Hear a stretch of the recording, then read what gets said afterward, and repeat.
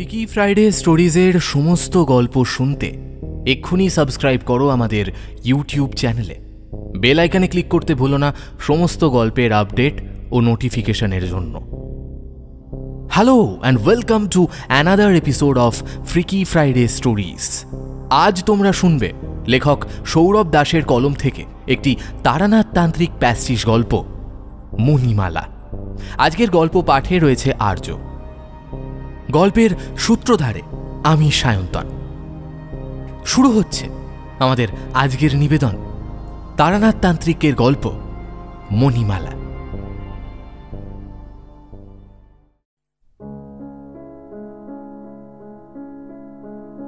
রবিবার দিনটা এলে ঘুম ভাঙতে বড্ড দেরি হয়ে যায়।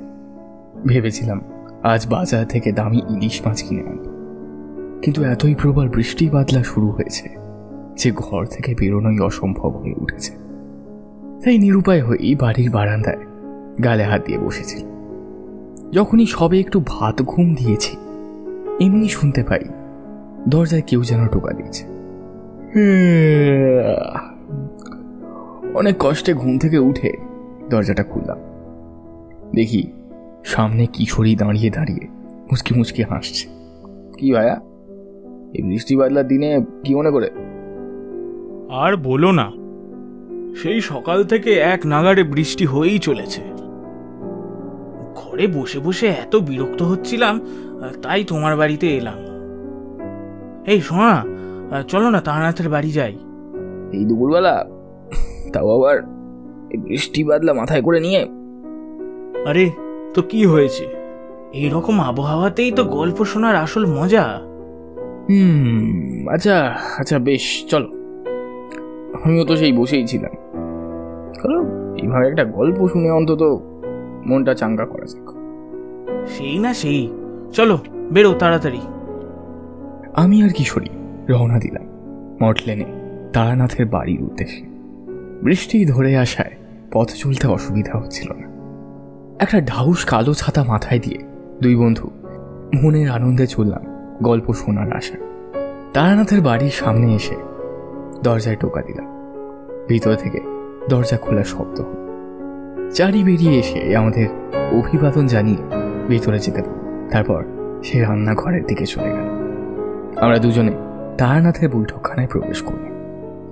তবে সেখানে গিয়ে দেখি ঠাকুরমশাই ঘুমোচ্ছেন। কিশোরী এই সুযোগ কিছুতেই হাতছাড়া করল না। তারানাথের তক্তপোষের দিকে গুটি গুটি পায়ে গিয়ে তাকে হালকা ধাক্কা দিয়ে বলল, ঠাকুরমশাই উঠুন, আমরা চলে এসেছি। কিশোরীর ডাকে তারানাথ ধরফর করে উঠে বসলেন। বললেন, কে কে? আরে আমরা কিশোরী আর বিভূতি। নিন উঠুন দেখি এবার। আড়মোড়া ভেঙেই হাই তুলতে তুলতে তারানাথ বললেন, ও তোমরা তাই ভর দুপুরে কি মনে করে? তোমাদের কি কাণ্ড জ্ঞান নেই? আরে ঠাকুরমশাই, আপনি বলবেন না, এই কিশোরী হচ্ছে যত নষ্টের গোড়া। আরে আমিও যখন সবেমাত্র ঘুমোচ্ছিলাম তখনই কিশোরী এসে হাজির। দাবি নাকি তারানাথ তান্ত্রিকের বাড়ি যাব গল্প শোনার জন্য। কিশোরী, তুমি কি দিন দিন ছোট হয়ে যাচ্ছ নাকি? তুমি জানো না এই সময় সবাই ঘুমোয়? আচ্ছা আমি সত্যিটা বলি তাহলে সবাইকে। এই বৃষ্টি বাদলার দিনে আকাশে মেঘ ঘনিয়ে এলে আমার তারানাথ তান্ত্রিকের কথা স্মরণ হয়। ভাবো তো বিভূতি, এই পরিবেশে তারানাথের গল্প আর চারির হাতের গরম গরম চা। কিশোরীর মুখ থেকে কথাটা শুনে আমি আর তারানাথ হো হো করে হেসে উঠলাম। আচ্ছা বেশ, তোমরা যখন এসেই পড়েছো তখন একটু অপেক্ষা করো। আমি চোখে মুখে জলটা দিয়ে আসি, তারপর গল্প শুরু করছি। রে চারিমা, হ্যারিকেনটা জেলে নিয়ে আয় তো। এই বলে তারানাথ ভিতরে চলে গেলেন। আকাশে মেঘটা এতটাই কালো করে এসেছে যে তারানাথের বৈঠকখানা মনে হচ্ছে একেবারে অন্ধকারে তলিয়ে গেছে। কিছুক্ষণ পর তারানাথের মেয়ে চারি আমাদের একটা হ্যারিকেন আর 2 বাটি তেলে ভাজা দিয়ে চলে গেল। আমরাও মহা আনন্দে তা গালে পুড়ে চিবুতে লাগলাম। খানিক্ষণ পর তারানাথ এলেন। অনেক ভাবলাম, বুঝলে, শেষে ঠিক করলাম আজ তোমাদের একটা প্রেমের কাহিনী শোনাবো। তা তারানাথ চক্রবর্তী কি শেষে ভূত প্রেত ছেড়ে প্রেম ভালোবাসা তান্ত্রিক হলেন নাকি? মেলা ফ্যাঁচ ফ্যাঁচ করো না তো। ওরম নিম্নমানের তন্ত্র সাধনা আমি করি না, তার প্রয়োজন হয়নি কোনো। আরে যদি শুধুই প্রেমের ঘটনা হতো তাহলে তোমাদের বলতামও না। কি বিভৎস যে সেই ইতিহাস ছিল তা যদি একবার শোনো তাহলে আর কোনো নারীর সাথে প্রেম প্রীতি করার কথা মাথাতেও আসবে না। বুঝলাম গতিক সুবিধের নয়, এই কিশোরীটা স্বভাব বুঝি কোনো দিন পাল্টাবে না। আমি পরিস্থিতি শান্ত করার জন্য বললাম, আরে ঠাকুরমশাই, ওর ওপর রাগ করছেন কেন? ওর ওপর রাগ করে লাভ নেই, ও যেমন তেমন সবাইকেই ভেবে নেয়। আচ্ছা নিন নিন, আপনি শুরু করুন।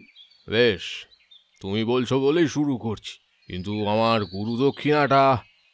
সর্বনাশ করেছে, এত তাড়াহুড়োতে ভুলেই গিয়েছিলাম তারানাথের জন্য পাসিং শোটা কিনে আনতে।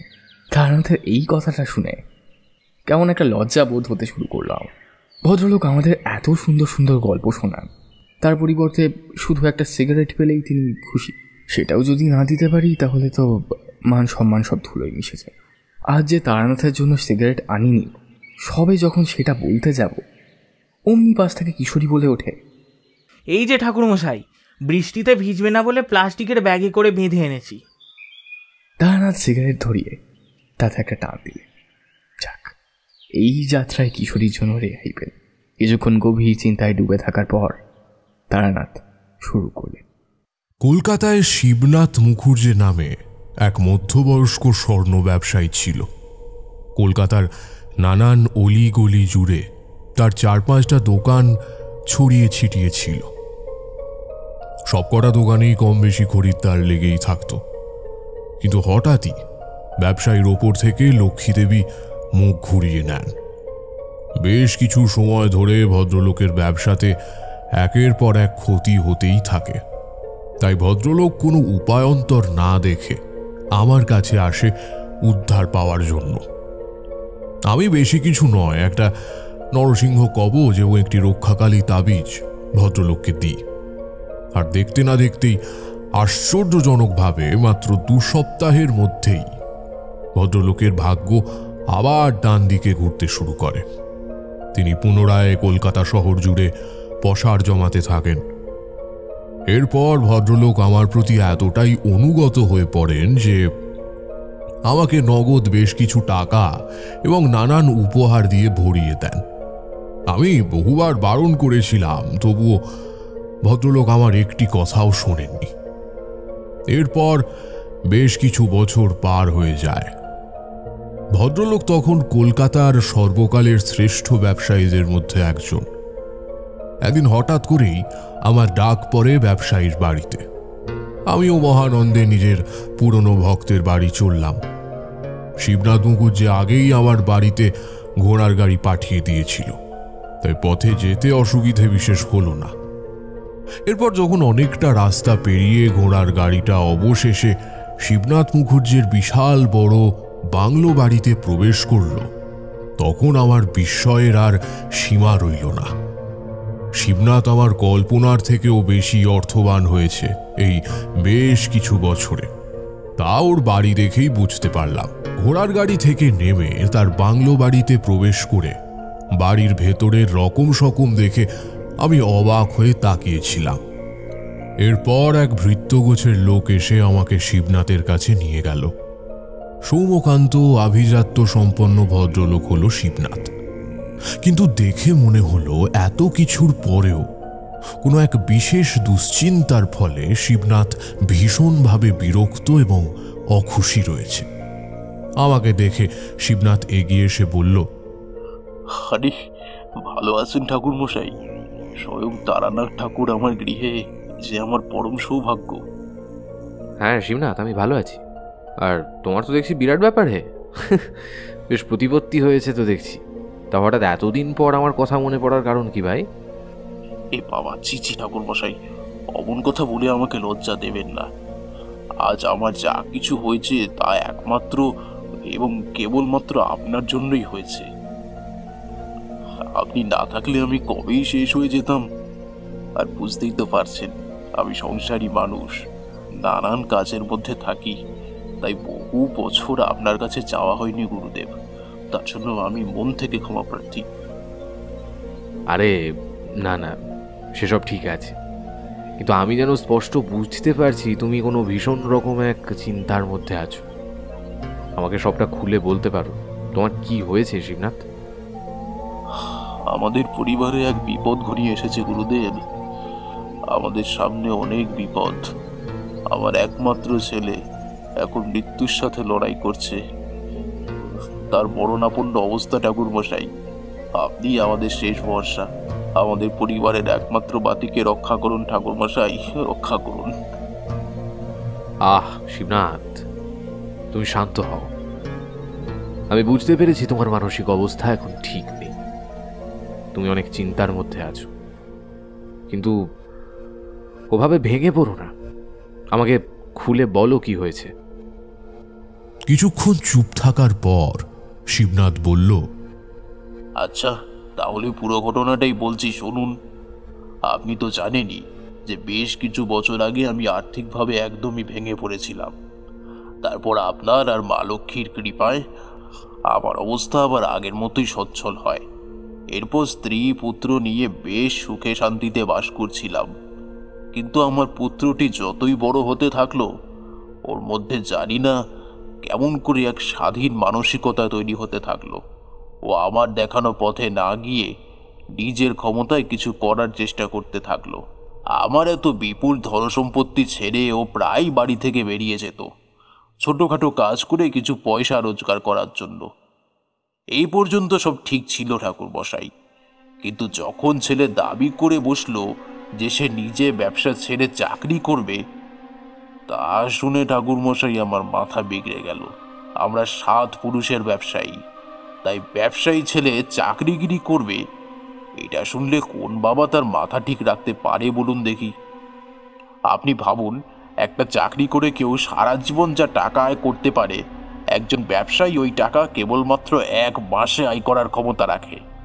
তাই আমিও ছেলেকে বলে দিলাম, যদি ও চাকরি করে তাহলে আমি ওকে ত্যায্য পুত্র করব। আমার গুণধর ছেলেও তার সিদ্ধান্তে অনড় রইল এবং একসময় সে বাড়ি থেকে বেরিয়ে চলে গেল রানীগঞ্জে। সেখানে সে এক কয়লা খনিতে এক বড় পদে কাজ করছিল। তবে সত্যি বলতে আমি কিন্তু মনে মনে খুশি হয়েছিলাম। ছেলে নিজের চেষ্টায় কিছু করছে, এতে যে কোনো ভাবারই গর্ব হওয়া উচিত। কিন্তু হঠাৎ 2 দিন আগে ওর কাছ থেকে আসা একটা চিঠি যেন আমাদেরকে একদম নাড়িয়ে রেখে দিল ঠাকুরমশাই। চিঠিতে লেখা ছিল, শ্রীচরণেশু বাবা, অনেকদিন হয়ে গেল আপনার সাথে যোগাযোগ নেই। মায়ের সাথে মাঝে মধ্যেই চিঠি বিনিময় হয়। তার চিঠিতে জানতে পারি যে আপনি আমার কথা আরও চিন্তা করেন এবং অতিরিক্ত ভেবে ভেবে আপনি চিন্তায় ব্যাকুল হয়ে ওঠেন। আমি আপনার কাছে সত্যি ক্ষমা প্রার্থী বাবা। আজও মনে হচ্ছে আপনার কথা সেদিন শুনে নিলেই বোধহয় ভালো হতো। আমি এখানে ভালো নেই। আমি ভীষণ রকমের এক অজ্ঞাত ব্যাধিতে মরণাপন্ন অবস্থায় রয়েছি। এখানকার বহু নামি দামি ডাক্তার আমার চিকিৎসা ইতিমধ্যেই করেছে, তাই আমি বুঝতে পেরেছি যে এ কোনো সাধারণ শারীরিক ব্যাধি নয়। আর আমার মনে হয় এসবের পেছনে কোনো এক অশরীরী নারীর হাত রয়েছে। ও আমাকে মেরে ফেলবে বাবা। আপনি শীঘ্রই আমাদের চেনা সেই তারানাথ ঠাকুরকে আমার ঠিকানায় পাঠানোর ব্যবস্থা করুন, নইলে হয়তো আর বেশি দিন আমি বাঁচব না। আমার এই চিঠি লেখার শক্তিটুকুও নেই। এখানেই কাজ করে এমন এক ছেলেকে দিয়ে চিঠিটা লেখালাম, তাই বেশি কিছু বলতে পারছি না। আপনি তাড়াতাড়ি কিছু করুন, নইলে হয়তো অনেক দেরি হয়ে যাবে। শিবনাথ চিঠি পড়া শেষ করল। দেখলাম ওর চোখ বেয়ে অঝরে জল গড়িয়ে পড়ছে। আমারও এক মেয়ে আছে, তাই সন্তানের বিপদ হলে বাবার বুক যে খাঁ খাঁ করে ওঠে সে নিয়ে আমি নিশ্চিত। তাই কোনো মতে শিবনাথকে শক্তি জুগিয়ে বললাম, কোনো চিন্তা নেই শিবনাথ, আমি কালই তোমার ছেলে যেখানে থাকে সে রানীগঞ্জে যাব, গিয়ে দেখব যে এর পেছনে আসল কারণ কি। এই তারানাথ চক্রবর্তী বেঁচে থাকতে তোমার ছেলের ক্ষতি করার সাধ্য কারণ নেই, তাই তুমি আর কোনো চিন্তা করো না। আমি জানতাম ঠাকুর আপনি ঠিক ওখানে যাওয়ার জন্য রাজি হবেন। আপনার এই ঋণ আমি কোনো দিন শোধ করতে পারবো না ঠাকুর মশাই। আমি সকালেই আপনার ওখানে যাওয়ার ব্যবস্থা করছি। এই বলে সে ঘর থেকে বেরিয়ে গেল। আমার জন্য খাবারের এলাহি আয়োজন করা হলো। সরু বাঁশকাঠি চালের ভাত, সোনামুগের ডাল, 7 রকমের সবজি, দই, মিষ্টি, পায়েস, ক্ষীর, ছানা, মুখশুদ্ধি সব মিলিয়ে যেন ছোটখাটো এক মহাভোজের আয়োজন করা হয়েছিল। এরা বোধহয় ভুলে গিয়েছিল যে একজন সাধারণ মানুষ এত খাবার 1 সপ্তাহেও খেয়ে শেষ করতে পারবে না।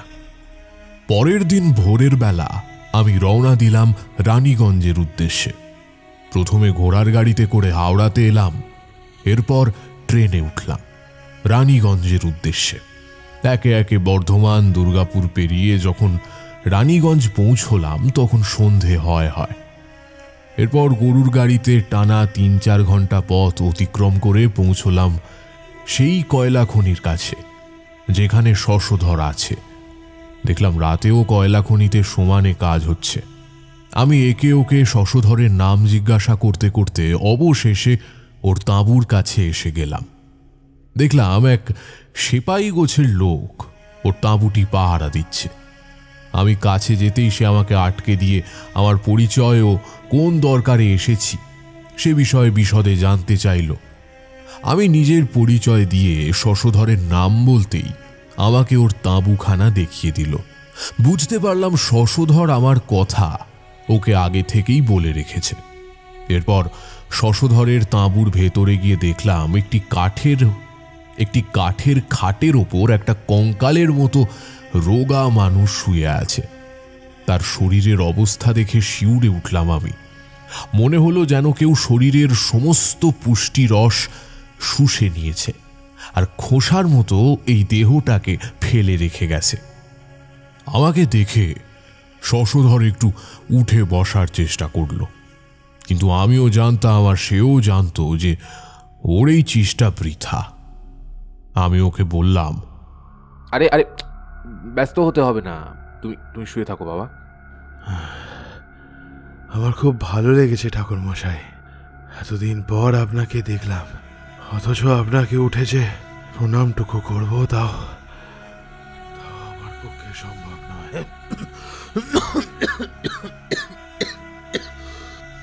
এইটুকু বলেই কাঁদতে শুরু করলো শশধর। আমি ওকে থামিয়ে দিয়ে বললাম, না না, তার কোনো আবশ্যিকতা নেই, কিন্তু বাবা আমাকে একটু খুলে বলো তো, তোমার এই করুণ দশা হলো কি করে? কি এমন কারণ যে কিছু বছর আগে আমার দেখা তরুণ তরতাজা এক যুবক আজ কঙ্কালসার হয়ে খাটের ওপর শুয়ে আছে? আমার ভাগ্য ঠাকুর মশাই, বাবা বারবার বারণ করেছিল, কিন্তু তখন বাবার কথা শুনিনি। এখন বুঝতে পারি যে তখন মহা ভুল করেছিলাম এই স্থানে এসে।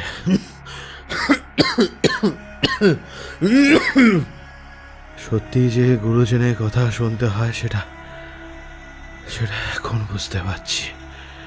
আর কিছুদিন পরেই হয়তো মারা যাবো ঠাকুর মশাই। চিন্তা হচ্ছে শেষবারের মতো বাবার মার মুখটা হয়তো আর দেখে যেতে পারবো না ঠাকুর মশাই। এত তাড়াতাড়ি হাল ছেড়ো না শশধর। আমি একবার যখন এসে পড়েছি তখন তোমার আর চিন্তা নেই। আমি নিজের সর্বস্ব শক্তি দিয়ে দেবো তোমাকে বাঁচাতে। এবার আসল কথা খোলসা করে বলো দেখি, কে সেই পিশাচিনী যে তোমার এই রূপ অবস্থা করেছে? বলছি ঠাকুর মশাই, বলছি, শুরু থেকেই বলছি। আসলে বাবার প্রচুর টাকা পয়সা সম্পত্তি থাকলেও আমার ছোটবেলা থেকে কিন্তু নিজের পরিশ্রমে কিছু করে দেখানোর একটা মানসিকতা ছিল। তাই সময় পেলে এ কাজ ও কাজের মধ্যে পড়ে থাকতাম। তো একদিন রানীগঞ্জে একটা কয়লার খনিতে কাজ করার ডাক পাই। আসলে আমার এক বন্ধু এই খনিটির মালিকানা গ্রহণ করেছিল কিছুদিন আগে, কিন্তু এক বিশেষ কাজে তাকে দেশের বাইরে যেতে হয়। তাই সে বিশ্বাসযোগ্য কাউকে এখানকার দায়িত্বভার দিতে চেয়েছিল। তাই আমাকে সে এই খনির পর্যবেক্ষণ করার পদে একটা চাকরির প্রস্তাব করে। আমি সানন্দে রাজি হয়ে যাই। তাই বাবার ইচ্ছার বিরুদ্ধে গিয়েও আমি চলে এলাম এই রানীগঞ্জে। এখানে সবার একটি করে তাঁবু আছে, আমার তাঁবুটাই সবচেয়ে বড়। আসার দিন থেকেই ভীষণ রকম সম্মান পেয়েছি সবার কাছ থেকে। এরপর স্থানীয় লোক জোগাড় করা থেকে শুরু করে তাদের কি কি করতে হবে তা বোঝানো, প্রতিদিনের কত কয়লা তোলা হচ্ছে খনি থেকে সেইগুলোকে হিসেব রাখা, আর এসব করতে করতেই আমার 1 মাস কেটে যায়। কয়লার খনির সবচেয়ে খারাপ দিক হলো কয়লা চুরি যাওয়া। আর সত্যি কথা বলতে কি, যে কোনো জায়গাতেই চুরি জিনিসটা অত্যন্ত সাধারণ এক ব্যাপার।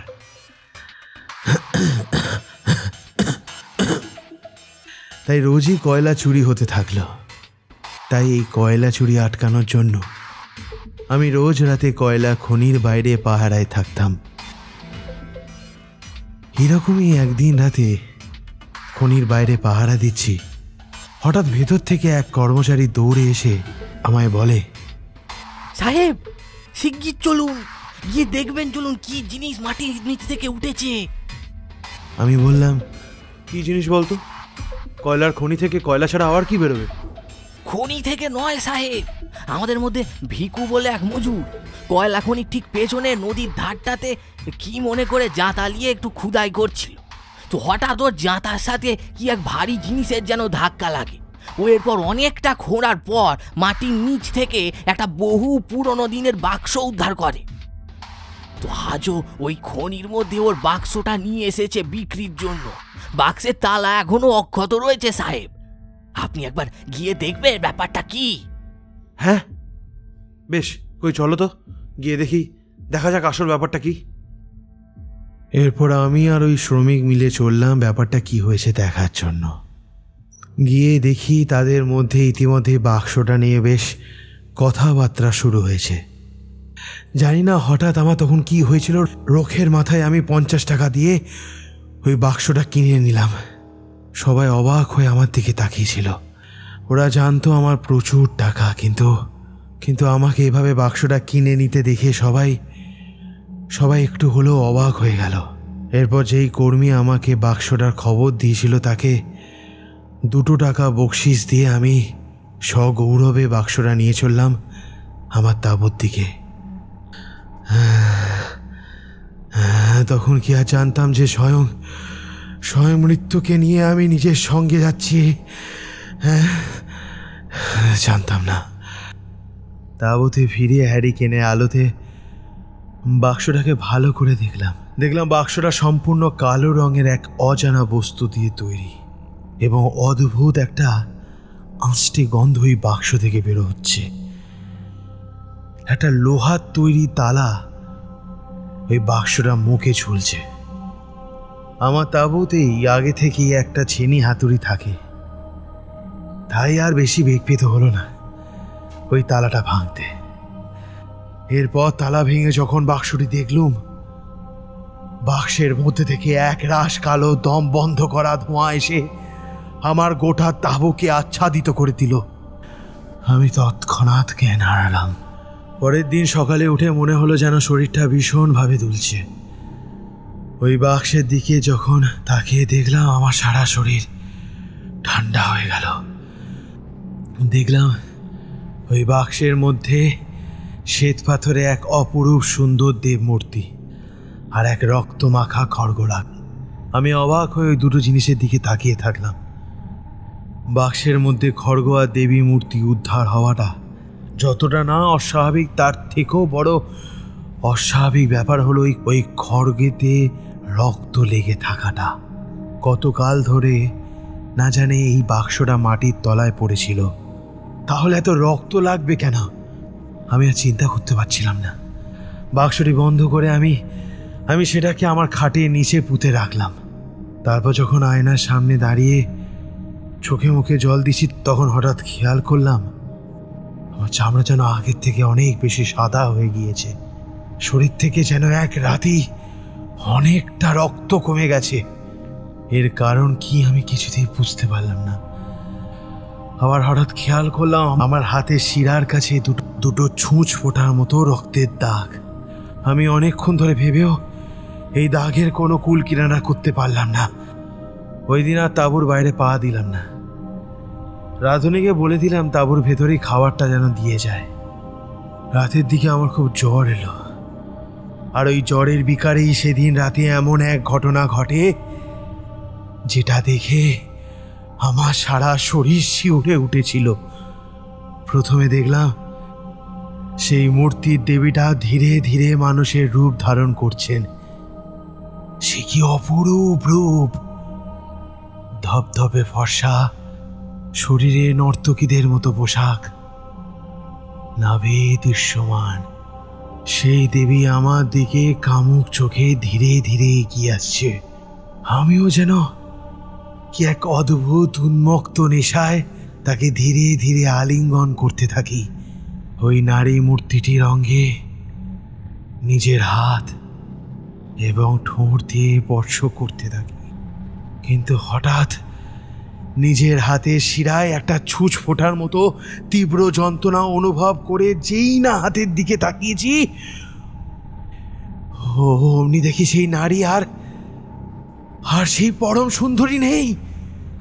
তার পরিবর্তে এক বিশাল বড় দুটো দন্ত বার করে এক কুৎসিত ভয়ঙ্কর দর্শন পিশাচিনী আমার হাতের শিরা থেকে রক্ত পরম আনন্দে চুষে নিচ্ছে। আহা, সে কি যন্ত্রণা! আমি আর পাচ্ছিলাম না। আমি শেষে জ্ঞান হারাই। আসলে ওই শ্বেত পাথরের মূর্তিটি কোনো দেবী ছিল না, ছিল এক পিশাচিনীর মূর্তি। তা আমি এখন ভালোই বুঝতে পারি। ওই পিশাচিনী রোজ আমার কাছে আসে ঠাকুরমশাই। রোজ এসে প্রথমে আমার সাথে যৌন ক্রিয়ায় লিপ্ত হয়,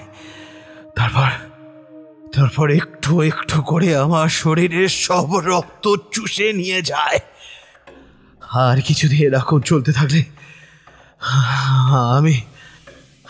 আমি শীঘ্রই মারা যাব।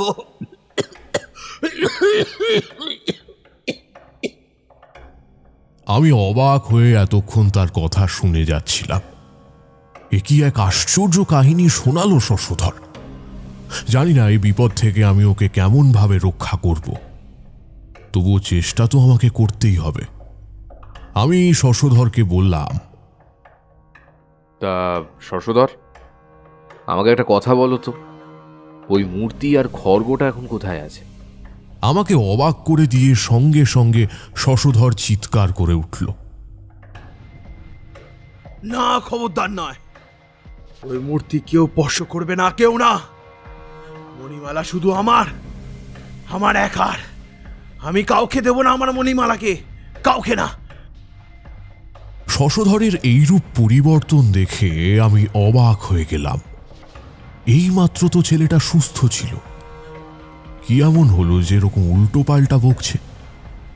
বুঝলাম আমি যেই মূর্তি দেখতে চেয়েছি অমনিও ভয় পাচ্ছে। আমি যদি ওই মূর্তিটা কোনোভাবে নষ্ট করে দিই তাহলে ও আর সেই মণিমালা নামক পিশাচিনীর সাথে সঙ্গম করতে পারবে না। এদিকে শশধরের চিৎকার শুনে বাইরে থাকা দারোয়ান ঘরে ঢুকে পড়ে এবং ভাবে আমি বোধহয় তার মনিবকে কোনোভাবে বিরক্ত করছি, তাই সে আমাকে সেই মুহূর্তে ওই তাঁবু ত্যাগ করতে বলে। আমি কোনো রকমে বাক্য ব্যয় না করে তাঁবু থেকে বেরিয়ে এলাম। আসার সময় আমি শশধরের গলায় একটা রুদ্রাক্ষের মালা পরিয়ে দিলাম, যাতে আজ রাতে ওই মণিমালা পিশাচিনী ওর ক্ষতি সাধন না করতে পারে। সেই রাতের মতো আমি শশধরের পাশের তাঁবুতেই রাত্রিবাস করি। পরের দিন সকালে যখন আমি ঘুম থেকে উঠে শশধরের তাঁবুতে গেলাম, তখন তাকে দেখে আমার মন আনন্দে ভরে উঠল। দেখলাম শশধর খাটের ওপর বসে বসে সকালের প্রাতরাশ সারছে। আমাকে দেখে উঠে এসে প্রণাম করে বলল, ঠাকুরমশাই, কাল ওই পিশাচিনী এসছিল, কিন্তু আপনি রুদ্রাক্ষটা আমাকে পরানোর জন্য ও আমার কাছে ঘেঁষতে পারেনি। নিজের নগ্ন বিবস্ত্র দেহে আমাকে লোভ দেখিয়ে অনেকবার কাছে টানার চেষ্টা করেছে, কিন্তু কোনো এক কারণে আমি কোথা থেকে যেন ভীষণ মনের জোর পেয়েছিলাম। আপনি আসার পর আমি এতটা সুস্থ বোধ করছি। আপনার জয় হোক ঠাকুরমশাই, আপনার জয় হোক। আমি একটু হেসে বললাম, আমি কিছুই করিনি, সবই তার ইচ্ছে। যদি ধন্যবাদ দিতেই হয় তাহলে সেই পরম করুণাময় ঈশ্বরকে দাও। এবার আমাকে একটা সত্যি করে কথা বলো তো শশধর, ওই বাক্স তুমি কোথায় রেখেছ?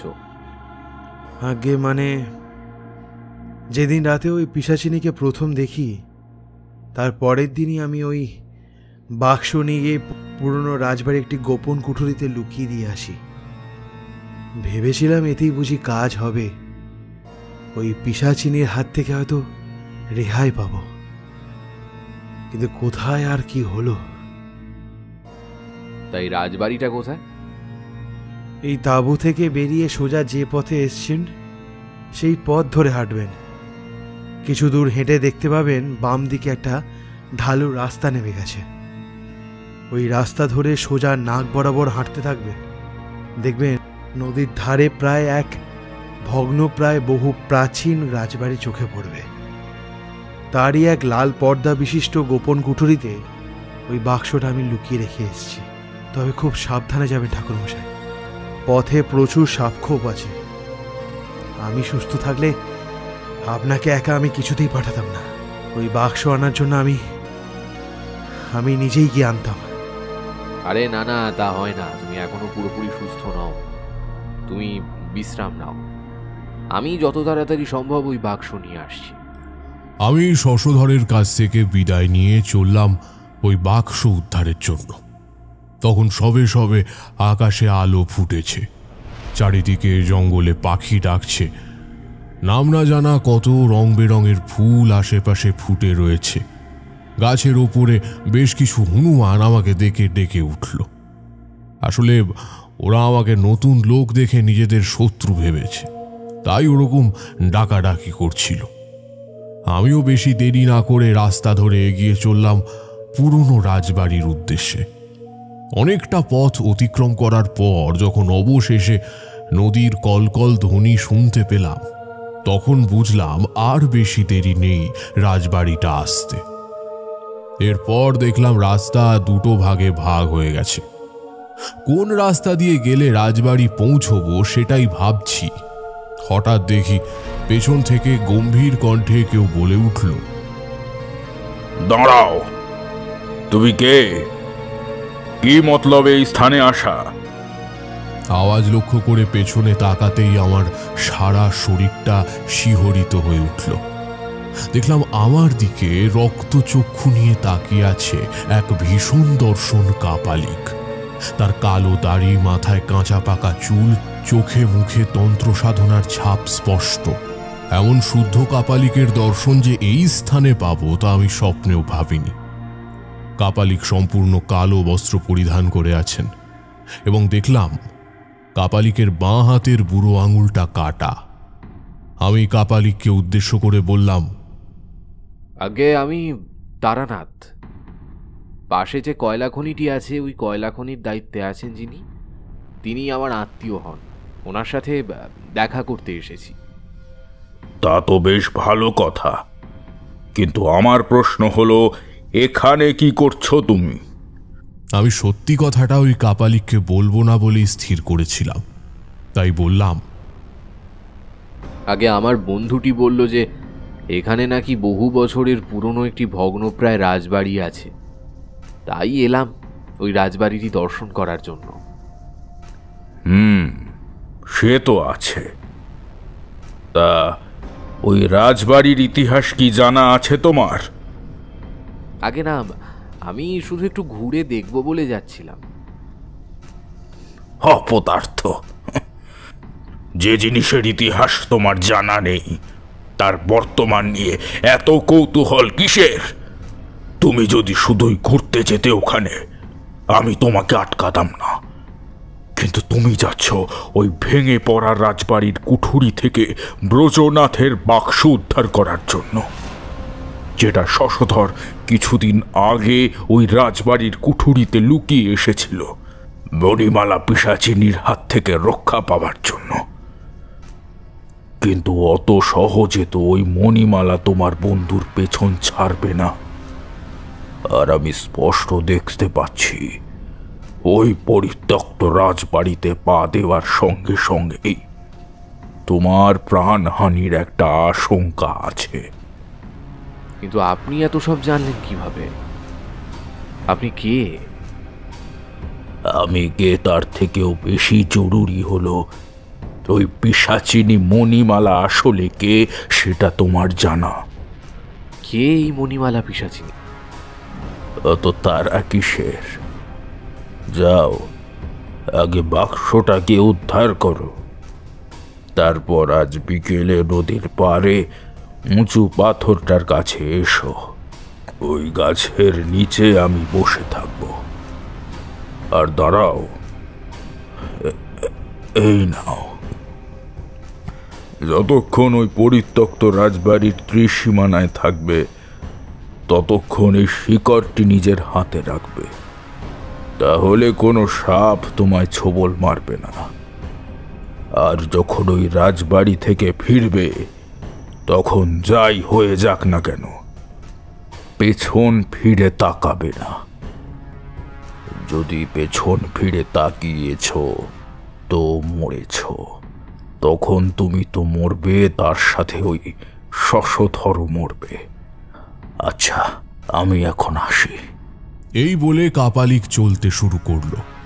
আমি পেছন থেকে নানা প্রশ্ন করে যেতে লাগলাম, কিন্তু কাপালিক আমার কোনো প্রশ্নের উত্তরই দিলেন না। তারপর কিছু দূর গিয়ে ওই কাপালিক যেন ভেলকির মতো চোখের নিমেষে মিলিয়ে গেল।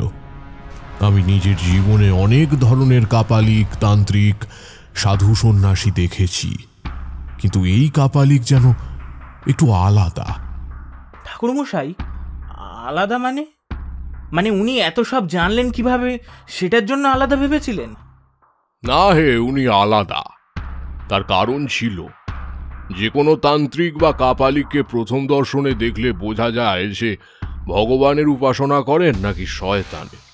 কিন্তু এই কাপালিককে দেখে আমি কিছুই বুঝতে পারছিলাম না।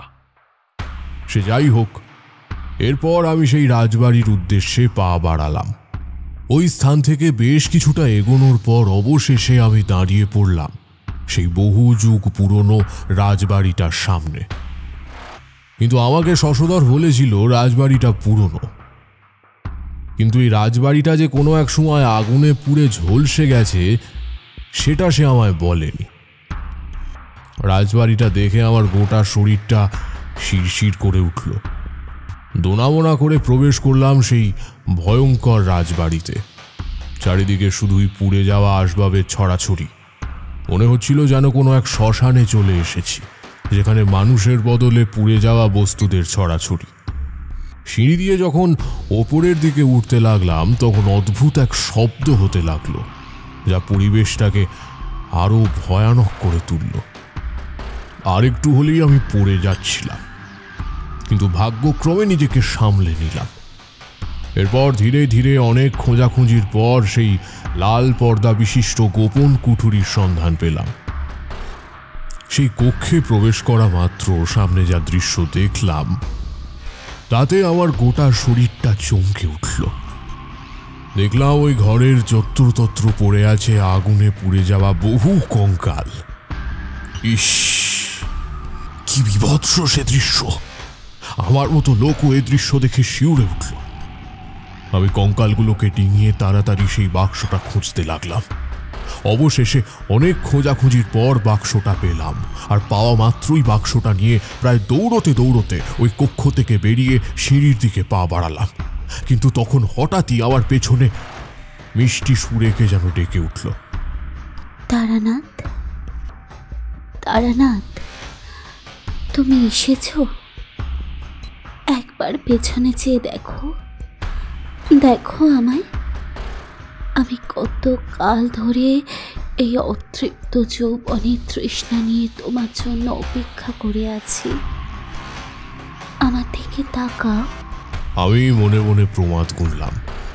আমার বুঝতে বাকি রইল না যে এ নির্ঘাত সেই মণিমালা পিশাচিনী।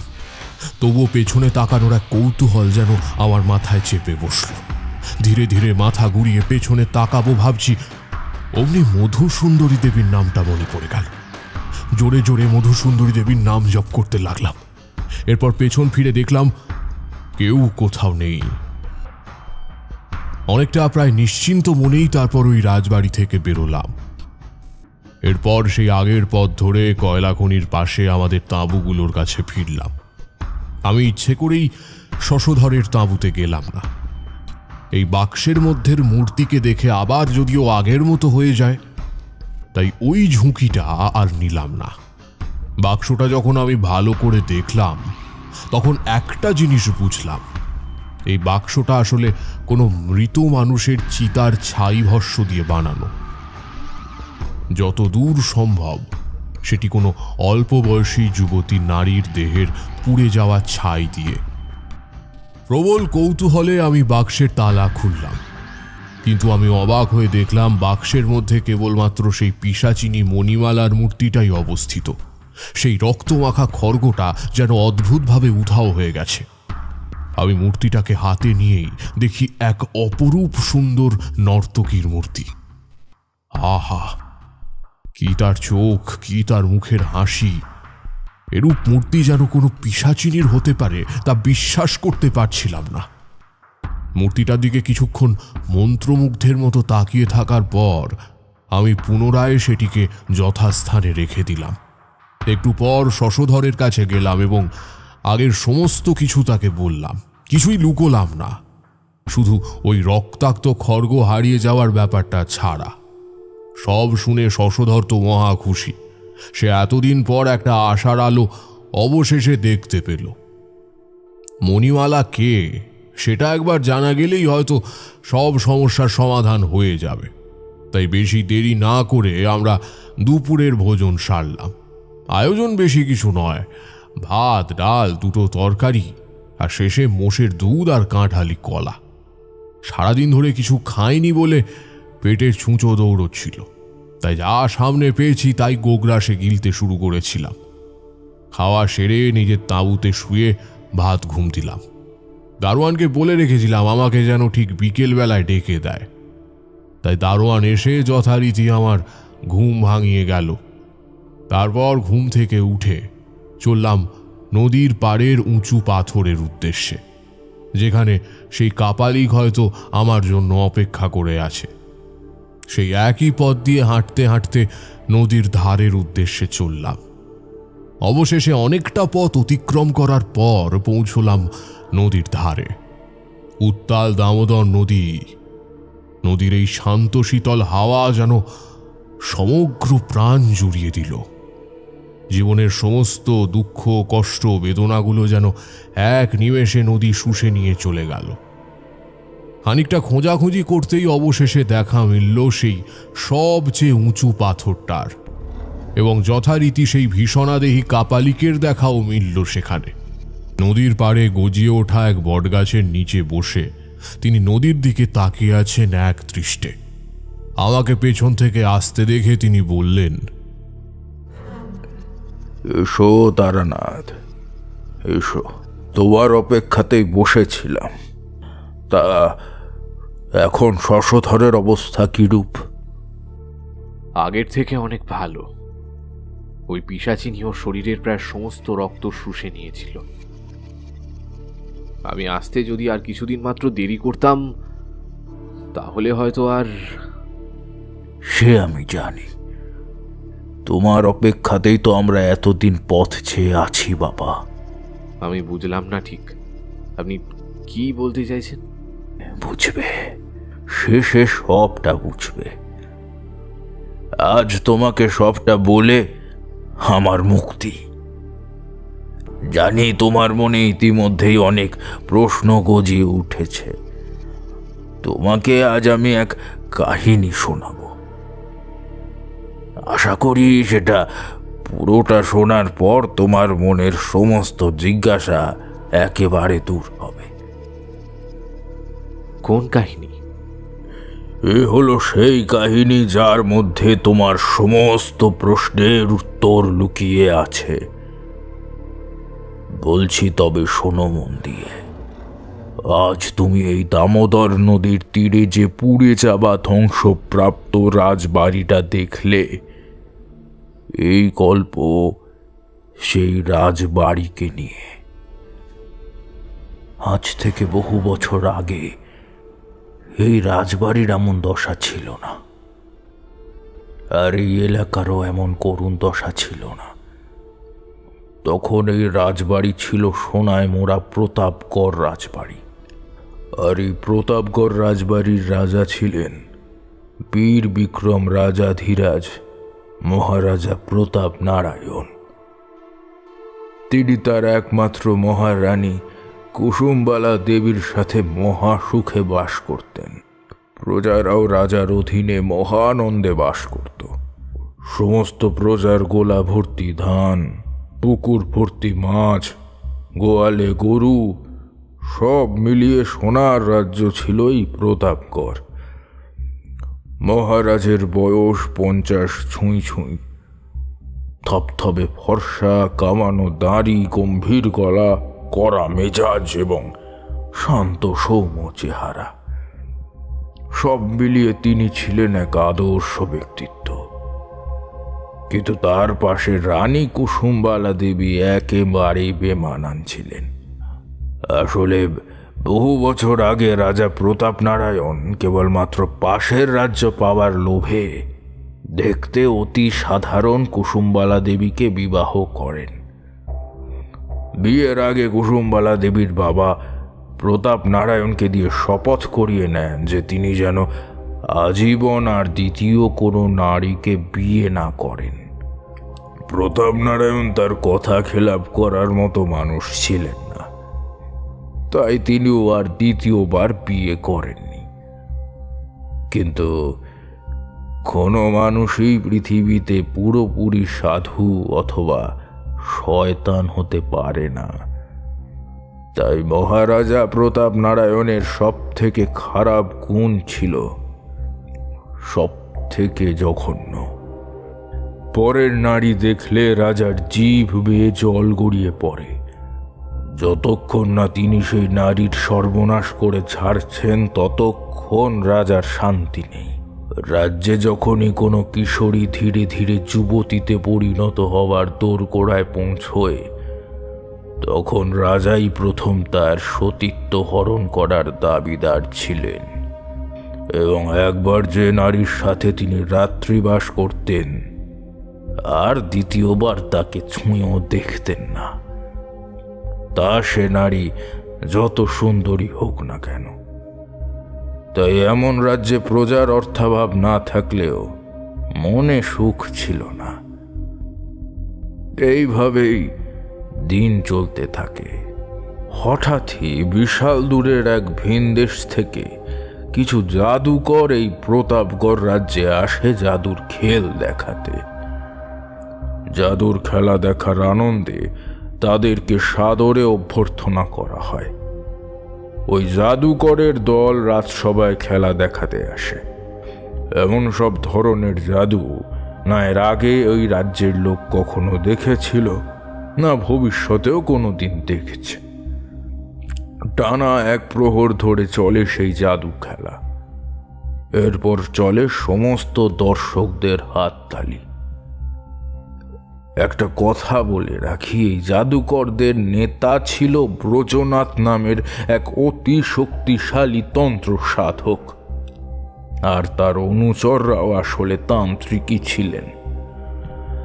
তাই তো এমন সব মরণ খেলা তারা দেখাতে পারত যা সাধারণ মানুষের স্বপ্নের অতীত। জাদু খেলা শেষ হলে সব শেষে সকলের মনোরঞ্জন করার জন্য ছিল সুন্দরী যুবতীদের দ্বারা পরিবেশিত এক নৃত্য, যা ওই ভিনদেশি জাদুকরদের ভাষায় ছিল ঢুমুর নৃত্য। আর এই নৃত্যের বিশেষ প্রাণবিন্দু ছিল মণিমালা। আকাশের সাদা মেঘের থেকেও সাদা তার গায়ের রং, গোলাপের পাপড়ির মতো লাল ঠোঁট, টানা টানা ডাগর ডাগর দুটি চোখ, সব মিলিয়ে 20 বছর বয়সী এক অতীব সুন্দরী যুবতী নারী ছিলেন এই মণিমালা। চরিত্রহীন রাজা প্রতাপ নারায়ণ মণিমালার রূপ দেখে বাকরুদ্ধ হয়ে পড়েন। এমন পরমা সুন্দরী কন্যা তিনি তার গোটা জীবনে দেখেননি। ওই কন্যাকে পাওয়ার আকাঙ্ক্ষা তার মধ্যে তীব্র থেকে তীব্র হয়ে ওঠে। ওই রমণীদের নৃত্য পরিবেশন শেষ হলেই রাজা সমস্ত জাদুকর এবং নৃত্যশিল্পীদের বিপুল পরিমাণে স্বর্ণমুদ্রা ও অলঙ্কার দান করেন। এমনকি ওই ভরা রাজসভায় ব্রজনাথকে তাঁর রাজসভার রাজতান্ত্রিক ও মণিমালাকে রাজনর্তকী হওয়ার প্রস্তাব দিয়ে বসেন। এত বড় সুযোগ ব্রজনাথ কিংবা মণিমালা কেউই হারাতে চায়নি। তারা তৎক্ষণাৎই প্রস্তাবে রাজি হয়ে গেল। বলে রাখি, ব্রজনাথ ও মণিমালা হলো আসলে পিতা ও কন্যা। তাই রাজার প্রস্তাব শুনে এই পিতা ও কন্যা এখানেই থেকে যায় এবং বাকি দল আবার তাদের দেশে ফিরে যায়। এই বাপ মেয়ের ব্যাপারে একটু বলে রাখি, মণিমালা কিন্তু ব্রজনাথের নিজের মেয়ে ছিল না। আসলে ব্রজনাথ ছিল শ্রেষ্ঠ এক তন্ত্র সাধক। হেন কোনো কাজ ছিল না যা ব্রজনাথ করতে পারত না। তবুও ব্রজনাথ ছিল অত্যন্ত ভদ্র ও নম্র প্রকৃতির। ব্রজনাথ নিজের তন্ত্রক্রিয়ার ফলেই নিজের শক্তি দ্বারা কোনো এক অপদেবীকে প্রসন্ন করে এই অপরূপ সুন্দরী কন্যাটি দান হিসেবে সেই অপদেবীর কাছ থেকে পায়। আর তাই তো মণিমালার এমন অস্বাভাবিক সুন্দর যৌবনে ভরা রূপ ছিল। এরপর থেকে ব্রজনাথ ও মণিমালা ধীরে ধীরে রাজকার্যের সাথে যুক্ত হতে থাকে। ব্রজনাথ যে তন্ত্র সাধনা জানত তা ইতিমধ্যেই রাজা জানতে পারে। তাই সেই হেতু রাজ্যের বিভিন্ন শুভ অশুভ কাজের দিন নির্ণয়, আগাম আবহাওয়ার ভবিষ্যৎবাণী, রাজশত্রুদের চিহ্নিতকরণ, এই সব কাজে ব্রজনাথ প্রবলভাবে ব্যস্ত হয়ে পড়ে। ফলে তার আর নিজের মেয়ের গতিবিধির প্রতি মনোযোগ রইল না। কিন্তু ওদিকে যে জল কতদূর গড়িয়ে পড়েছিল তার খবর কেউই জানত না। বৃদ্ধ রাজা প্রতাপ নারায়ণ তার মেয়ের বয়সী মণিমালার সঙ্গে অবৈধ সম্পর্কে জড়িয়ে পড়ে। প্রথম শুরুটা হয়েছিল একদিন রাত্রিবেলায়। সেদিন রাজা তার জলসাঘরে নাচের আয়োজন করে। সেই আসরে যথারীতি সবার নয়নের মণি ছিল সুন্দরী মণিমালা। তার রূপের আগুনে সেদিন গোটা জলসাঘর পুড়ে যাচ্ছিল। অনবরত সোনাদানা, মোহর, স্বর্ণহার সবাই উপহার দিতে থাকে মণিমালাকে। এরপর যখন নাচের আসর শেষ হয় এবং একে একে সবাই ওই স্থান ছেড়ে প্রস্থান করতে থাকে, তখন একা প্রতাপ নারায়ণ মণিমালাকে আদেশ দিলেন সে যেন একাকী অপেক্ষা করে। সেই মতো মণিমালা প্রতাপ নারায়ণের জন্য একাকী অপেক্ষা করতে লাগলো। যথারীতি প্রতাপ নারায়ণ এলেন। তাকে দেখে মণিমালা বলল, রাজামশাই, আমাকে এত রাতে আটক করে রাখার কারণটা কি জানতে পারি? এই গভীর রাতে আমি আপনার কি সেবা করতে পারি বলুন? রাজা ভেবে এসেছিল যে সে সেই মণিমালার ওপর ঝাঁপিয়ে পড়বে আর ছিঁড়ে ছিঁড়ে তার শরীরটাকে খাবে। কিন্তু এসে যখন দেখে মণিমালা তার সাথে মিষ্টিভাবে প্রেমিকার ন্যায় কথা বলছে, রাজা তখন তার পরিকল্পনা পরিবর্তন করলেন। মণিমালার উদ্দেশ্যে বললেন, সেবা সেবা নেব বলেই তো তোমাকে এখানে আজ একা রেখেছি। তা রাজামশাই, ঠিক কোন ধরনের সেবার কথা বলছেন বলুন তো? শারীরিক সেবা দিতে পারবে? আমি তোমার প্রেমে পাগল হয়ে উঠেছি মণিমালা। তোমার মতো এত রূপ, এত যৌবন আমি আজ পর্যন্ত কোনো মেয়ের মধ্যে দেখিনি। তুমি এই প্রথম মেয়ে যাকে আমি প্রস্তাব দিচ্ছি আমার সাথে রাত্রিবাসের। না হলে তোমার জায়গায় অন্য কোনো মেয়ে হলে এতক্ষণে যে তার কি অবস্থা হতো সে তুমি কল্পনাও করতে পারবে না। উফ, একটু তো ভালোবেসেও বলা যায় নাকি? অমনভাবে প্রেম প্রস্তাব দিলে আপনাকে কেই বা সম্মতি দেবে? এই বলেই মণিমালা একটা একটা করে নিজের শরীর থেকে বাস অলঙ্কারগুলো খুলতে থাকে। প্রথমে রজনীগন্ধা ফুল দিয়ে বাঁধা নিজের খোপা, তারপর নিজের শরীর থেকে একটি একটি করে বস্ত্র খুলে মাটিতে ফেলতে থাকে। কিছু সময় পর সম্পূর্ণ নগ্ন অবস্থায় সে প্রতাপ নারায়ণের সামনে দাঁড়ায়। প্রতাপ নারায়ণও নিজের সামনে শিকার দেখতে পেয়ে হিংস্র সিংহের ন্যায় মণিমালার উপরে ঝাঁপিয়ে পড়ে। তারপর সারা রাত ধরে তার দেহ ভোগ করতে থাকে। এভাবেই প্রতি রাতে মহারাজা প্রতাপ নারায়ণ মণিমালার সাথে যৌন ক্রিয়ায় লিপ্ত হয়। কিন্তু যৌন উদ্দীপনার ফলে প্রতাপ নারায়ণ একবারও বুঝতে পারল না যে প্রতি রাতে তার অজান্তেই মণিমালার তীক্ষ্ণ দাঁত তার হাতের শিরায় ঢুকে শুষে নিত তাজা রাজ রক্ত। মণিমালা সবার অজান্তেই এক গভীর ষড়যন্ত্রের বীজ বপন করে যাচ্ছিল। এমনকি মণিমালার বাবা ব্রজনাথ তার এই গুপ্ত পরিকল্পনার কথা জানতে পারল না। এরপর হঠাৎই বিনা কারণেই রাজা অসুস্থ হতে লাগলো। রাজার শরীর থেকে যেন কোনো এক ভিলকির মাধ্যমে রক্ত কমে যেতে লাগলো। দেশ বিদেশ থেকে বহু বদ্যি এসে রাজাকে সারিয়ে তোলার চেষ্টা করল, কিন্তু যতই যা কিছু করুক রাজার শরীর আর কিছুতেই সারতে চায় না। সারাদিন ধরে নানান ফলমূল, ঔষধ, শিকড়, বাকড় খেয়ে রাজা সুস্থ হয়ে যায়। রাজার দেহে নতুন রক্ত তৈরি হয়, কিন্তু আশ্চর্যজনকভাবে ঠিক তারপরই রাজার দেহ আবার আগের মতোই রক্তশূন্য হয়ে যায়। একটা জিনিস যেটা হয়তো কেউ লক্ষ্য করেনি সেটা হলো রাজা অসুস্থ হবার পর নিজের রানীকে পরিচর্যার জন্য না ডেকে কিছুদিন আগে রাজ্যে আগত নৃত্যশিল্পী পরমা সুন্দরী মণিমালাকে নিজের পরিচর্যা প্রধানের দায়িত্বে রেখেছেন। আর সেই যে প্রতি রাতে একটু একটু করে রাজার রক্তের সাথে তার প্রাণ ও বায়ুটাও শুষে নিচ্ছে, তা কারোরই চোখে পড়ল না। এভাবে চলতে চলতে কিছুদিন পরই রাজা মারা গেলেন। প্রজারাও দুঃখ পেল, আবার মনে মনে আনন্দিতও হল।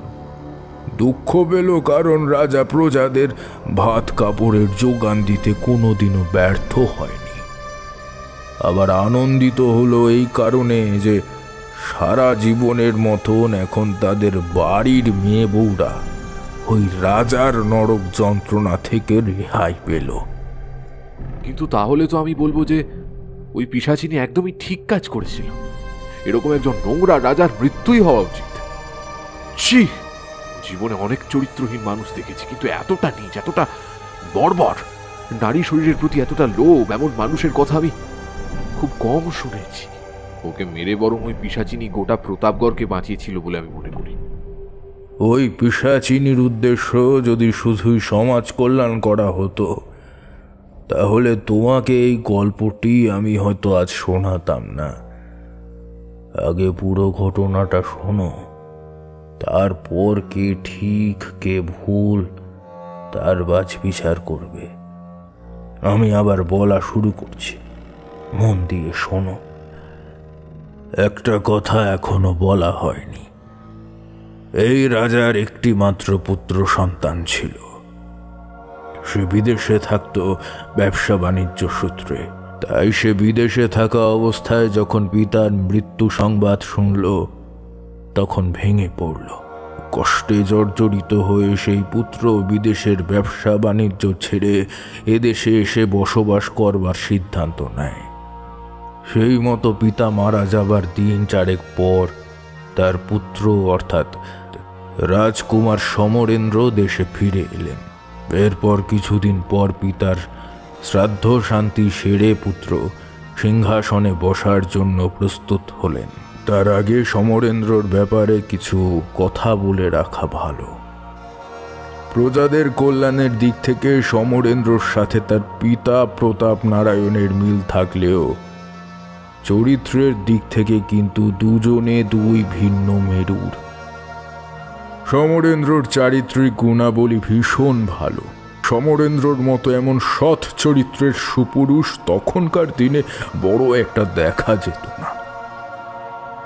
প্রত্যহ কুস্তি করে এবং মুগুর দিয়ে কসরত করার ফলে এক বলিষ্ঠ সুস্বাস্থ্যের অধিকারী হয়ে উঠেছিল সমরেন্দ্র।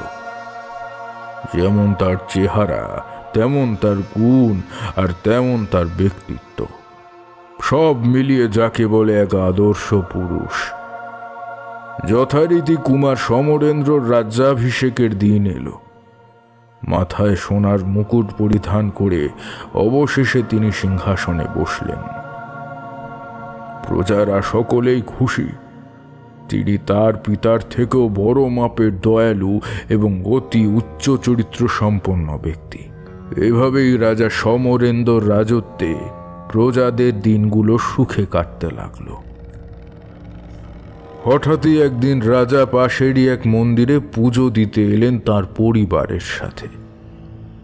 এই মন্দিরেই হঠাৎ এক অপরূপ সুন্দরী নর্তকীকে দেখে রাজা সমরেন্দ্র তার প্রেমে পড়লেন।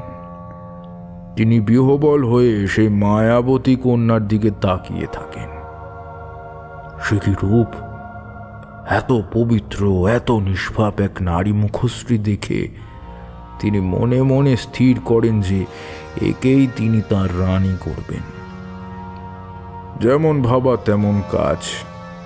যথারীতি রাজা সমরেন্দ্র ওই নৃত্যশিল্পীকে তার রাজসভায় ডেকে পাঠান এবং ওই রাজসভাতে এলে একান্তে তার সাথে কিছু কথা বলেন।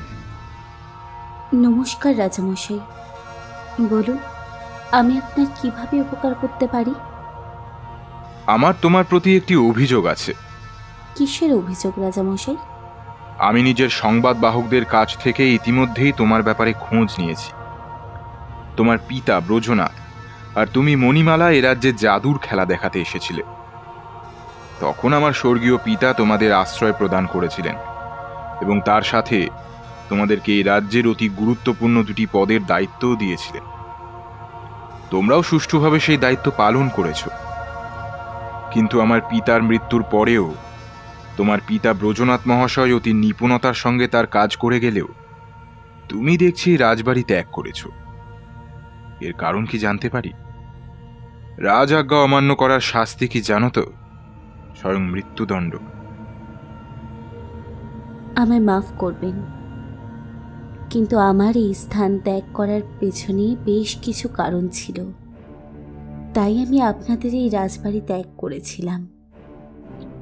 যেমন কি কারণ? আপনার পিতা আমার প্রতি ভীষণ সন্তুষ্ট হয়েছিলেন।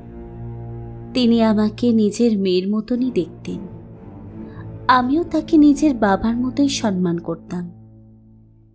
কিন্তু হুট করেই কেন জানি না তিনি অসুস্থ হয়ে পড়লেন।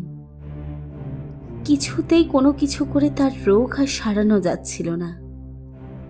তিনি নিজের শেষ সময় একমাত্র আমার উপরই ভরসা করতে পেরেছিলেন। এবং মারা যাওয়ার ঠিক আগের মুহূর্তে তিনি আমাকে বলে গেছিলেন ভবিষ্যতে আমার সাথেই তার ছেলে সমরেন্দ্র অর্থাৎ আপনার যেন বিবাহ হয়। এই বলেই তিনি মারা যান। কিন্তু এই মুহূর্তে আশেপাশে কেউ না থাকায় অন্য কেউ সেই কথা শোনেনি।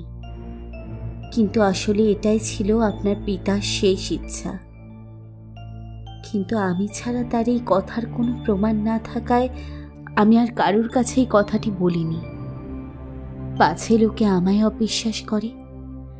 তাই এরপর আমি রাজবাড়ি ত্যাগ করি। আমার পিতার শেষ ইচ্ছে তাহলে এইটিই ছিল। বেশ, আমি অবশ্যই তা পূরণ করব। আমি আপনাকেই বিয়ে করব। আজই সারা রাজ্যে ঘোষণা করে দিচ্ছি।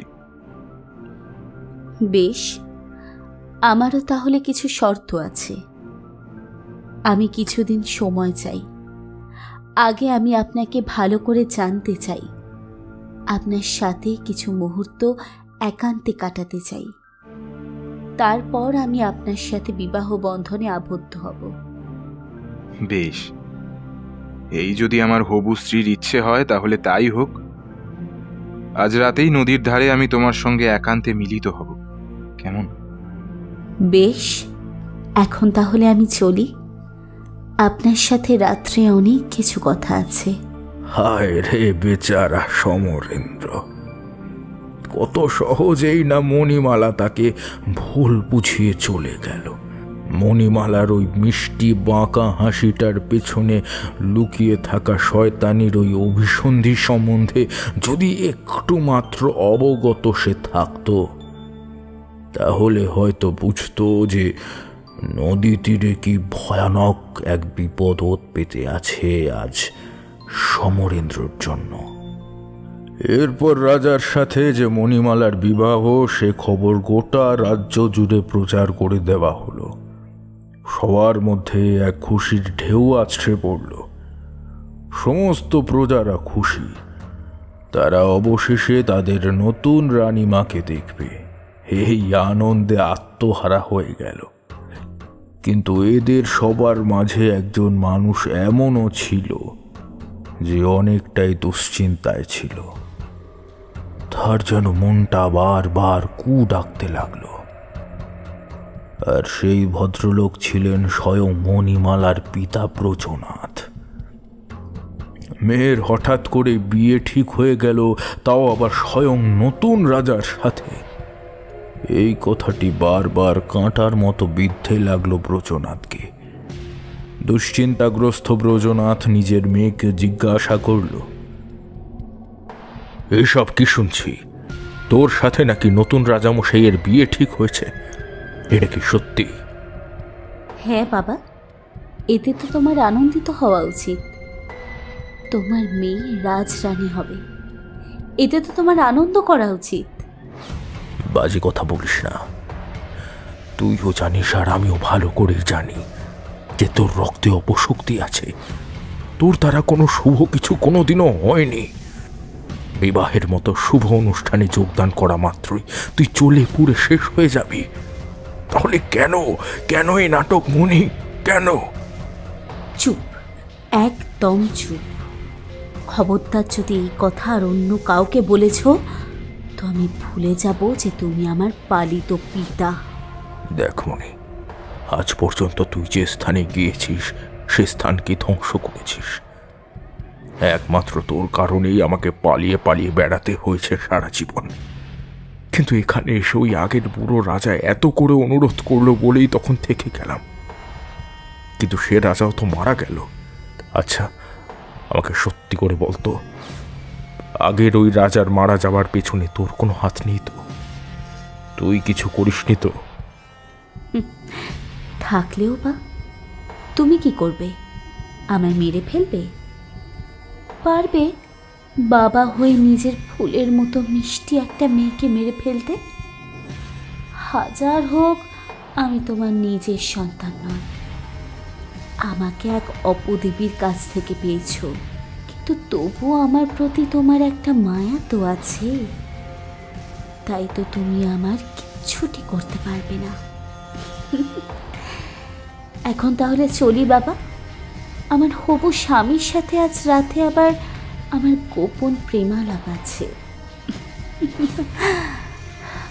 মণিমালা চলে যাওয়ার পর ব্রজনাথ হাঁ করে তার চলে যাওয়ার দিকে তাকিয়ে থাকে। সে নিজেও জানে যে সে বহু বছর ধরে এক রাক্ষসীকে তিলে তিলে বড় করে গেছে। আসলে একাকী তন্ত্র সাধক ব্রজনাথের জীবনে ওই একটি মেয়ে সম্বল। তাই বহু বছর ধরে এই পিশাচিনীর নানা পাপ কাজ মুখ বুজে সহ্য করে এসেছে ব্রজনাথ। অসহায় ব্রজনাথ শুধুই হাউ হাউ করে কাঁদতে থাকে। এরপর দেখতে দেখতে রাত্রি নেমে আসে। সমরেন্দ্র আর মণিমালার মিলিত হওয়ার সময় ধীরে ধীরে এগিয়ে আসতে থাকে। রাত গভীর হতেই সমরেন্দ্র এই নদীর পাড়ে এসে দাঁড়ায়। পূর্ণিমার গোল থালার মতন চাঁদ আকাশে তখন। মণিমালা একটু পরেই এসে হাজির হয়। মণিমালা সমরেন্দ্রকে উদ্দেশ্য করে বলল, তা নিজের হবু পত্নীর সাথে দেখা করতে কতক্ষণ ধরে দাঁড়িয়ে থাকা হচ্ছে শুনি? তোমার জন্য আমি সারাটা জীবন অপেক্ষা করতে পারি সুন্দরী, কিন্তু তোমার আসতে এত দেরি হলো কেন? একটা কাজ করছিলাম, শেষ করে এলাম। তা আজ সারাটা দিনের মধ্যে আমার কথা কি একবার হলেও মনে পড়েছিল? আজ সারাটা দিন আমি তোমার কথাই ভাবছিলাম। তোমার এই এমন সুন্দর এক মায়াধরা মুখখানাকে কি করে ভুলে থাকা যায় বলো তো? আরো আগে হয়তো আসতাম, কিন্তু বোঝই তো রাজ্যের কত কাজ থাকে, সেগুলো মিটিয়ে আসতে তো সময় লাগে, তাই না? আর এমনিতেও তুমিও তো প্রজাদের রাজমাতা হবে কিছুদিন পর, তখন দেখবে তোমার উপরও কত কাজ এসে পড়বে। আচ্ছা, ওসব কাজের কথা এখন থাক। এত দূরে দাঁড়িয়ে কেন? আমার কাছে এসো।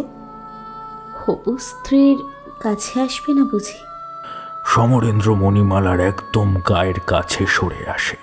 হাওয়ায় মণিমালার মাথার চুলগুলো এলোমেলো ভাবে উঠছে।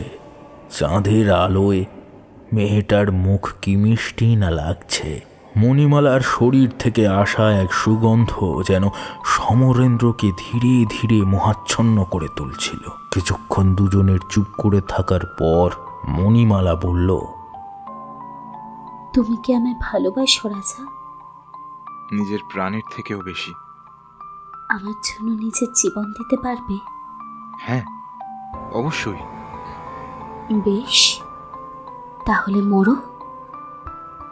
এই বলে মণিমালা হঠাৎই নিজের সামনের দুটো ধারালো দাঁত বের করে সমরেন্দ্র টুঁটি লক্ষ্য করে বসায় আর জোরে কামড়ে তা ছিঁড়ে নেয়। গলগল করে রক্ত বেরোতে থাকে তখন তার গলা দিয়ে। সেই পিশাচিনী মহানন্দে সেই রক্ত ভক্ষণ করতে থাকে। এরপর সমরেন্দ্রর হৃষ্টপুষ্ট শরীরটার উপরে এক লাফে লাফিয়ে পড়ে দাঁত দিয়ে ছিঁড়ে ছিঁড়ে তার কাঁচা মাংস খেতে থাকে। হঠাৎই সেই মুহূর্তে চাঁদের আলোয় দেখা গেল ওপরে এক শান দেওয়া খড়গ একবার উঠে সজোরে নেমে আসে এই পিশাচিনীর মুন্ডু লক্ষ্য করে। এরপর পিশাচিনীর মুন্ডুটি গড়াগড়ি খেতে থাকে নদীর পাড়ে এবং নিথর দেহটি ধীরে ধীরে ভূমিতে লুণ্ঠিত হয়ে পড়ে। চাঁদের আলোয় দেখা গেল ব্রজনাথ খড়গটি হাতে নিয়ে ধরে এখনো দাঁড়িয়ে আছে। যেই কাজটি তার বহু বছর আগে করা উচিত ছিল সেটি অবশেষে আজ করল। ওই পিশাচিনীকে বধ করেছে ব্রজনাথ। কিন্তু ব্রজনাথ ভালো করেই জানে, যেহেতু সে নিজেও একজন অপদেবীর সাধক, তাই সে যতই চেষ্টা করুক এই পিশাচিনীকে সম্পূর্ণরূপে নিশ্চিহ্ন করতে পারবে না। তাই আগে থেকেই সে মণিমালার মতোই দেখতে এক শ্বেত পাথরের মূর্তি নির্মাণ করে ঝুলিতে করে এনেছিল। তাড়াতাড়ি সেই মূর্তিটি বের করে তার মধ্যে মন্ত্র বলে মণিমালার আত্মাটি প্রবেশ করিয়ে দেয়। তারপর নদীর পাড়ে নিথর হয়ে পড়ে থাকা মণিমালার দেহটি পুড়িয়ে তার ছাই দিয়ে একটি বাক্স নির্মাণ করে ও সেই বাক্সের মধ্যে সেই মূর্তি ও খড়গটি রেখে তালা বন্ধ করে তা ওখানেই মাটির নিচে পুঁতে দেয়। তোমার ওই আত্মীয় শশধর যে বাক্সটি পেয়েছিল, আসলে সেটি ওই ব্রজনাথের বাক্স ছিল। আর যেহেতু ওই শ্বেত পাথরের মূর্তির ভেতরে সেই মণিমালা পিশাচিনীর আত্মা বহু বছর ধরে বন্দী হয়েছিল, তাই তোমার আত্মীয় ওই বাক্সের তালা খোলার সাথে সাথে সেই পিশাচিনী মুক্তি লাভ করেছে। ফলস্বরূপ সে শশধরকেই নিজের প্রথম শিকার হিসেবে বেছে নেয়। তাহলে এখন উপায় কি? আমি কি করে রক্ষা করব শশধরকে? এই মূর্তি এবং খড়গ বাদেও মণিমালার এমন কিছু চিহ্ন এখনো কোথাও আছে যার ফলে ওর আত্মা মুক্ত হতে পারেনি। তোমাকে সেই জিনিসটা খুঁজে বের করতে হবে।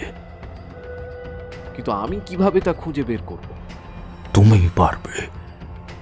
আমি তোমাকে যা যা ঘটনা শোনালাম তা একবার ঠান্ডা মাথায় ভেবে দেখো, দেখবে ঠিক তুমি খুঁজে বের করতে পারবে সেই জিনিস।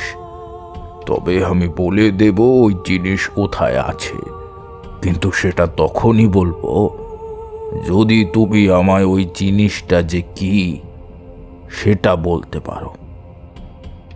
আচ্ছা বেশ, দাঁড়ান, আমাকে একটু ভাবতে দিন।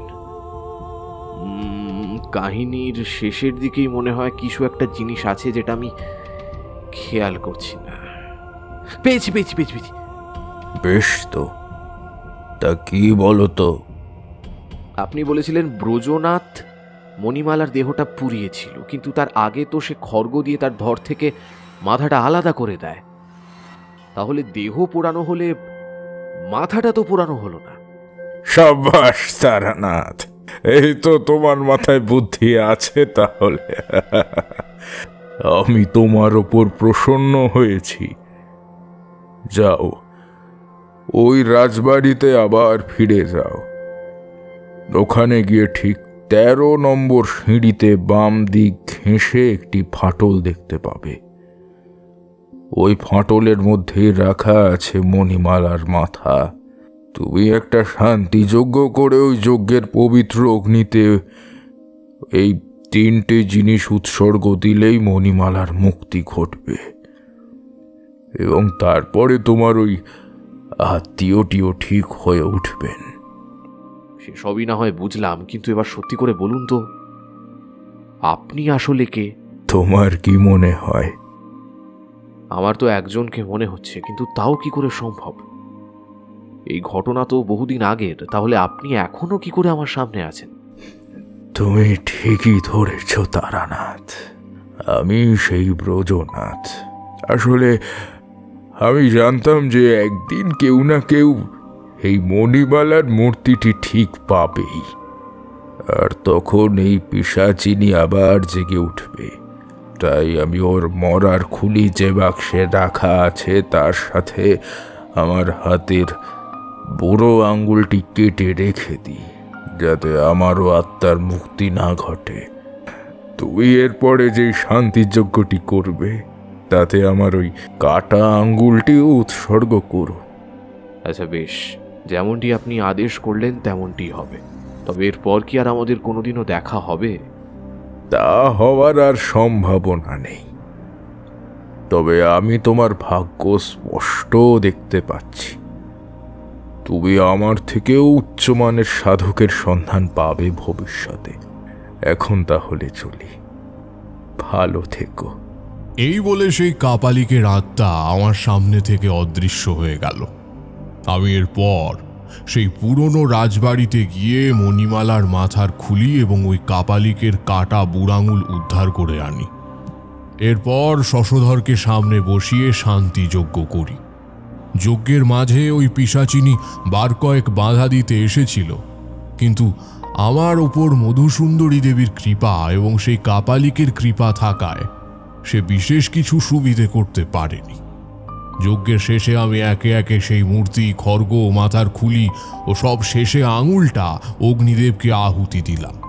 এরপর মণিমালা আর ব্রজনাথ কাপালিকেরও আত্মার মুক্তি ঘটল। তারপর আমি শশধরের কাছে বেশ কিছুদিন ছিলাম। ওখানে থেকে ও সেবা করলাম। যখন দেখি ও দিন দিন আগের মতো সুস্থ হতে শুরু করলো, তখন কলকাতায় নিয়ে এসে ওর বাবার হাতে ওকে তুলে দিলাম। নাও নাও, এবার ওঠো তোমরা, দুপুর গড়িয়ে সন্ধে হলো যে।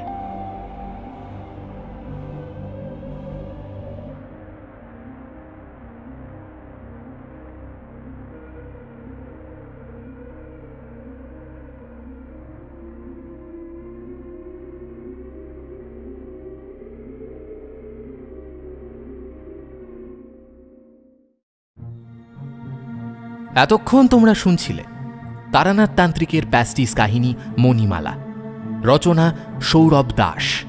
আজকের গল্প পাঠে ছিল আর্য। গল্পের সূত্রধার ও তারানাথ তান্ত্রিকের ভূমিকায় ছিলাম আমি, সায়ন্তন। অন্যান্য চরিত্রে আমার সাথে ছিল শঙ্খ, নীল, ঋদ্ধি, প্রভাকর, পার্থ, তৃষা, সৌমজিৎ। এই গল্পের নাট্যরূপ নির্মাণে ছিল শঙ্খ, শব্দ সংযোজনে ছিল সুদেষ্ণা, আবহ সঙ্গীত ও স্পেশাল এফেক্টসে ছিল শঙ্খ। এই গল্পের প্রচ্ছদ নির্মাণ করেছে পিক্সেলেট থেকে সৌভিক। কেমন লাগলো তোমাদের আজকের গল্প? যদি আজকের গল্পটা তোমাদের ভালো লেগে থাকে অবশ্যই ভিডিওটিকে একটি লাইক করে দিও, চ্যানেলটা সাবস্ক্রাইব করতে ভুলো না, বেল আইকনে ক্লিক করে দিও সমস্ত গল্পের আপডেট ও নোটিফিকেশনের জন্য। আজকের মতো এখানেই শেষ করছি। আগামী সপ্তাহে আবার তোমাদের সাথে দেখা হবে আরও একটা নতুন এবং দুর্দান্ত গল্পের সাথে। সবাই ভালো থেকো, সুস্থ থেকো আর শুনতে থাকো ফ্রিকি ফ্রাইডে স্টোরিজ। নমস্কার, শুভরাত্রি।